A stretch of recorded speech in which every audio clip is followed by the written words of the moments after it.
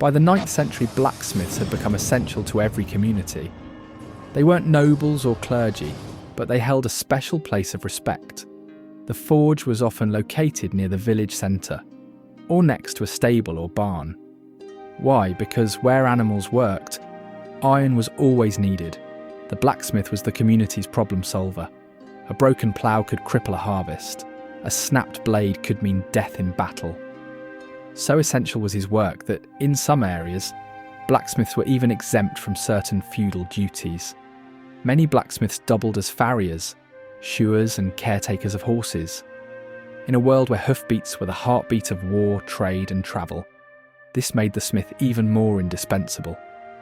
Step inside the medieval forge and you enter a world of heat, hissing and hammering. Every inch had a purpose. At the heart was the hearth, a charcoal-fueled fire so hot it could melt iron. The bellows, often made from leather and wood, fed oxygen to the flames and required constant attention. A large anvil, usually mounted on a tree stump, served as the smith's workbench. Then there were the tools, the flatter to smooth metal, the fuller to shape grooves, the hardy, set in the anvil, to cut hot metal, and the swage block, a sort of mould for making curves and standardised shapes.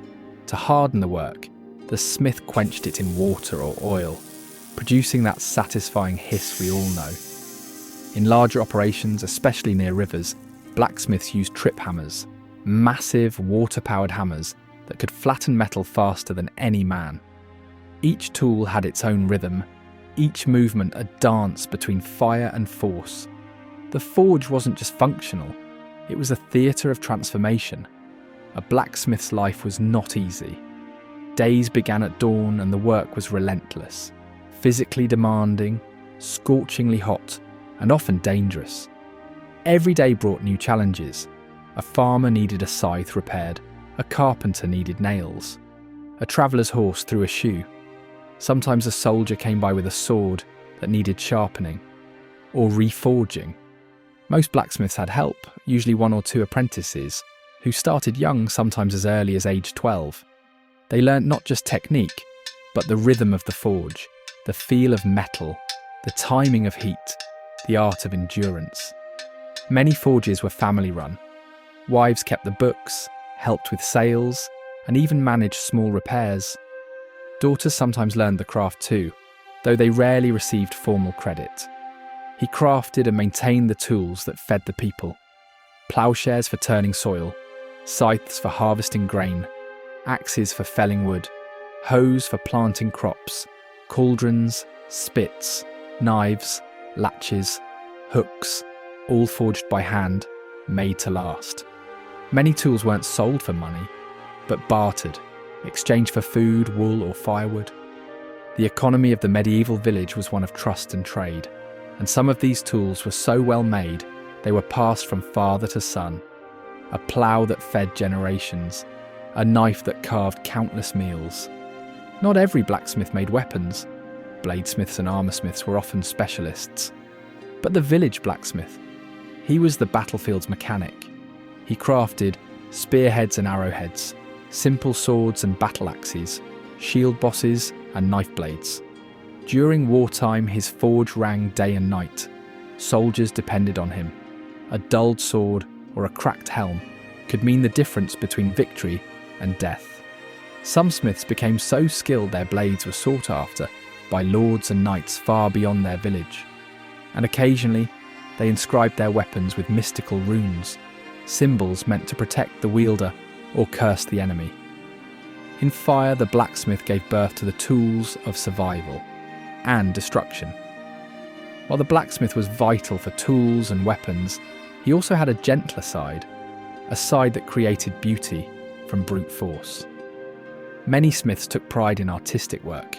They forged decorative gates and railings, hinges, locks and window bars with scrolling motifs, chandeliers, candle holders and church fittings. In some towns, blacksmiths were commissioned by churches or wealthy patrons to create ironwork for cathedrals or castles, an incredible honour and source of income. In medieval minds, the blacksmith held mystical power. He could bend metal, tame fire, and create what no one else could. Folklore swirled around the anvil. In Norse myth, Wayland the Smith was a legendary figure, kidnapped by a king for his skills and later exacting revenge using his craft. In other stories, the blacksmith outwitted the devil himself, tricking him with red-hot iron or trapping him in a horseshoe. Some smiths were believed to have healing powers, particularly for iron-related ailments like blood heat or injuries caused by metal tools. In many villages, the blacksmith acted as a minor doctor. Burnt iron filings mixed with wine, horseshoe water, or the heat of the forge were sometimes used in folk remedies. When war loomed, the blacksmith's role became even more critical. Suddenly nails gave way to arrowheads, ploughshares became pikes. During conflicts, whether regional feuds or major invasions, local smiths worked day and night to equip militias. They repaired broken armour, forged spear tips, and fixed wagons for fleeing families. Some blacksmiths travelled with armies as campaign smiths, setting up mobile forges to keep weapons sharp and horses shod. Becoming a blacksmith wasn't just about strength, it was about patience, discipline, and years of training. Apprenticeships typically began around age 12. The boy would live with the master smith, learning everything from tending the hearth to crafting his first nails. Mistakes were common: burns, bruises, even scars. But over time, the apprentice learned the secrets of tempering, welding, and shaping.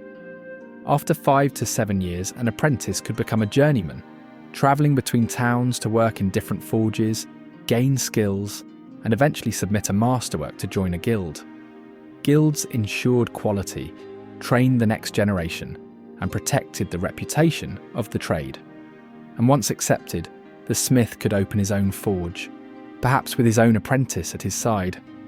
In the medieval economy, the blacksmith was both craftsman and merchant. While some accepted coins, many preferred barter, tools traded for grain, repairs paid with wool, or knives swapped for chickens. In the Domesday Book of 1086, smiths are specifically listed in many English villages, highlighting just how essential they were to daily economic life. Whether trading, repairing, or commissioning large projects, the blacksmith was a central figure in the heartbeat of commerce. The medieval blacksmith made the tools that built the castle, shoed the horse, forged the sword, and mended the plough. He was a figure of strength, skill, and the essential part of the community.